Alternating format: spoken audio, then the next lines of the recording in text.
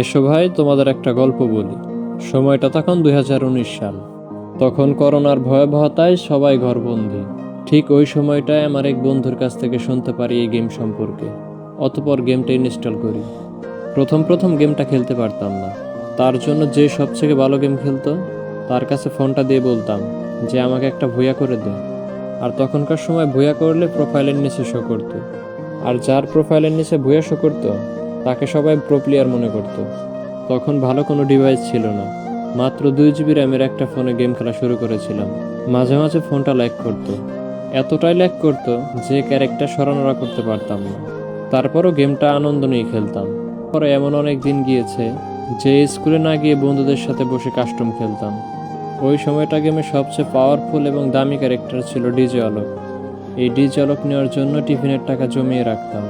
যখন level up pass নেওয়ার মতো টাকা হলো তখন গেমে সর্বপ্রথম একটা লেভেল আপ পাস নিলাম। তখন গেমে ঢুকলে একটা কথা খুবই শোনা যেত, ডিজে আলোক দে দো। আমি জানি তোমরা অনেকে এই কথাটির সাথে পরিচিত।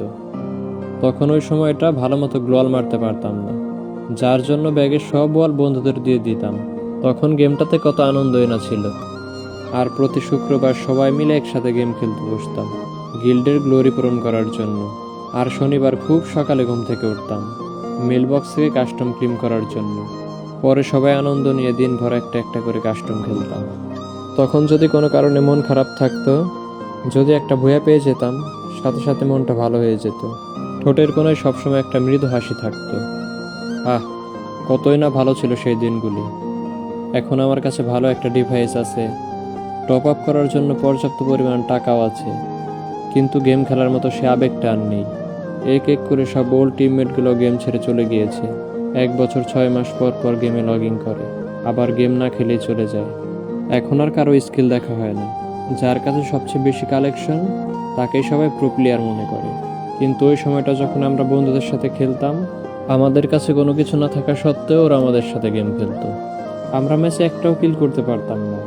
তারপরও যখন ভুয়া পেতাম, সবাই মিলে তখন একসাথে আনন্দ করতাম। এখন ফ্রি ফায়ারের সব ফালতু ইউটিউবার দিয়ে ভরে গিয়েছে। সব ওল্ড ইউটিউবারগুলো গেম ছেড়ে চলে গিয়েছে। আমি এখনো সেই 2017 সালে ফ্রি ফায়ার আসবে বলে তার অপেক্ষায় আছি। জানি এই পুরো ভিডিওটা তোমাদের স্ক্রিপ্ট করতে মন চাচ্ছে না। কোনো এক কারণে এই ভিডিওটা তোমাদের দেখতে বাধ্য করছে, কারণ তুমি সেই ওল্ড প্লেয়ার যে কিনা তোমার সবটুকু আবেগ দিয়ে গেমটা খেলতে। হ্যাঁ, তুমি সেই প্লেয়ার যে কিনা 2017 সালের ফ্রি ফায়ারকে এখনো খুব ভালোবাসো। এখনো সেই মিউজিক শুনলে তোমার মন কাঁদে। হ্যাঁ, তুমি সেই প্লেয়ার যে কিনা ফ্রি ফায়ারের কোনো পুরনো ভিডিও দেখলে এখনো মন উজাড় করে দেখো। তোমার আবেগটা অন্য কিছুর প্রতি নয়, তোমার আবেগটা ফ্রি ফায়ারের প্রতি। I miss you old Free fire.